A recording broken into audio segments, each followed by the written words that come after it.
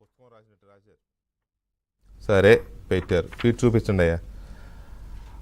Okay, అయితే దాంట్లో ఒక ఫస్ట్ పారాగ్రాఫ్ చదువుతాను నేను. నాకు వచ్చిన అర్జీ, దానికి సంబంధించిన విషయాలు విన్న తర్వాత ఈ ప్రభుత్వంపై నా కామెంట్ ఏంటంటే, దేవుడు అంటే భక్తి భయం ఉన్నది ఎవరికి? ఎవరి హయాంలో ఆధ్యాత్మిక శోభ విలసిల్లింది? ఎవరి హయాంలో హైందవ ధర్మాన్ని పరిరక్షించారు? ఇది ఒక పార్ట్, ఇది ఒక పార్ట్గా తీసుకుందాం. రెండో పార్ట్, కూటమి ప్రభుత్వం వచ్చిన తర్వాత ప్రసిద్ధ కాశీనాయన క్షేత్రంలో కూల్చివేతలు, రాష్ట్రంలో ఆలయాలపైన హిందూ ధర్మంపైన జరుగుతున్న దాడులకు ప్రత్యక్ష సాక్ష్యాలు కావా? దీన్ని రెండు పార్ట్లుగా తీసుకుందాం. మళ్ళీ కాశీనాయన బద్వేలు నియోజకవర్గంలోని జ్వాల క్షేత్రం, ఆ క్షేత్రంకి సంబంధించి జ్యోతి క్షేత్రంలో కూల్చివేతలకు సంబంధించి జగన్మోహన్ రెడ్డి వ్యక్తం చేసిన అభిప్రాయాన్ని ఒక పార్ట్గా, రాష్ట్రంలో ఆలయాలపైన హిందూ ధర్మంపైన జరుగుతున్న దాడులకు ప్రత్యక్ష సాక్ష్యాలు కావా అంట. ఎన్ని జరిగినాయో దాడులు, ఎన్ని ఆలయాలపైన దాడులు జరిగినాయో, హిందూ ధర్మం పైన ఎన్ని దాడులు జరిగినాయో ఏంటి అనేది ఇది ఒక పార్ట్.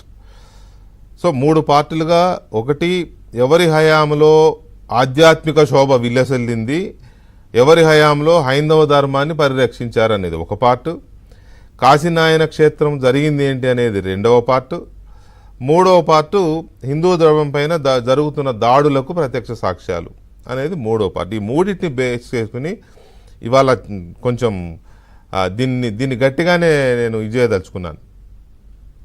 అందులో ఫస్ట్ నేను తీసుకుంటున్నది కాశీనాయన క్షేత్రం.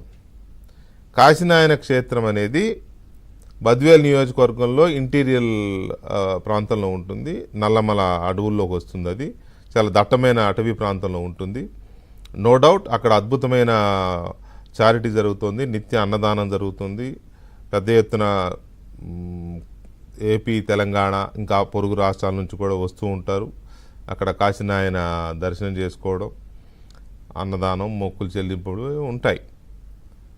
దానికి ఒక పవిత్రత, ఒక స్థల పురాణం చాలా ఉన్నాయి. అయితే దానికి ఆయన చెప్పేది ఏంటంటే, మా ప్రభుత్వం 2023లో ఆగస్టు 18న అప్పటి కేంద్ర అటవీ శాఖ మంత్రి భూపేంద్ర యాదవ్కి ముఖ్యమంత్రి హోదాలో నేనే స్వయంగా లేఖ రాసి కాశీనాయన క్షేత్రం ఉన్న 12.98 అంటే 13 ఎకరాలు, సుమారుగా 13 హెక్టార్ల భూమిని అటవీ శాఖ నుంచి మినహాయించాలని, ఆ క్షేత్రానికి రిజర్వ్ చేయాలని, దీనికోసం ఎలాంటి పరిహారం కోరినా, ఎలాంటి ఆంక్షలు విధించినా తూచా తప్పకుండా పాటిస్తామని లేఖలో చాలా స్పష్టంగా చెప్పాం.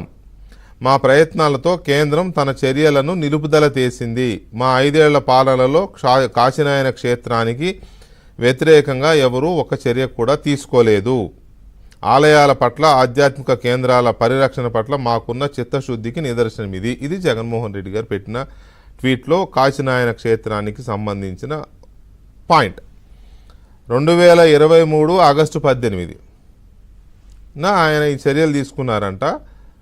అప్పటి నుంచి దాన్ని ఎవరు టచ్ చేయలేదంట. ఎన్నికలు ఎప్పుడు వచ్చాయండి? 2024 మే 13. ఈయన చెప్పేది ఏంటి? 2023 ఆగస్టు 18. అంటే ఒక 4, ఈ ఒక 4, 8 నెలలు.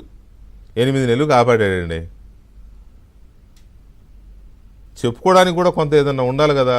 8 నెలలు కాపాడాడు. పోనీ నువ్వేమైనా పూర్తిగా దాన్ని ఫారెస్ట్ నుంచి మినహాయించేసావు? పూర్తిగా లేదు. టెంపరీగా దాడులు జరగకుండానో, లేకపోతే అటవీ వాళ్ళు దాని జోలికి వెళ్లకుండానో ఆపానని మీరు చెప్తున్నారు. కానీ దాన్ని కేంద్ర అటవీ పర్యావరణ